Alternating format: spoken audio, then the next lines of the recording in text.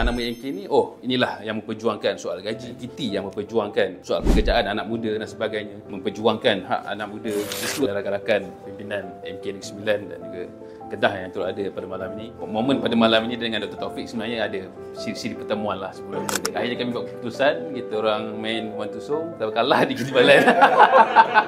One thing yang kita boleh akur adalah Dr. Taufik ni adalah aset untuk AMK. Beliau memiliki tanggungjawab yang besar lah untuk mengembalikan dominan Pakatan Harapan di Kedah. Salah satunya di Parlimen anak muda pula tu di Kedah. Jadi, yalah, saya kerja sebenarnya sebagai setiausaha akhbar. Saya banyak terlibat dengan hal-hal media, branding. So, menuju ke depan pemilihan, adakah kita nak digelar program ziarah, program bagi bantuan, atas kerja NGO dan sebagainya? Adakah setakat itu sahaja? Ataupun orang awam dengar nama MK ni, oh inilah yang memperjuangkan soal gaji PT, yang memperjuangkan soal pekerjaan anak muda dan sebagainya. Keunikan keadilan ini sendiri adalah bagaimana anak muda itu sendiri boleh menawarkan idea-idea yang radikal, yang fresh untuk membawa kita ke tahap yang lebih tinggi. Macam mana kita nak menambah baik kehidupan anak muda? Sebab bila pandang, oh inilah dia yang menjaga hak-hak anak muda, memperjuangkan hak anak muda.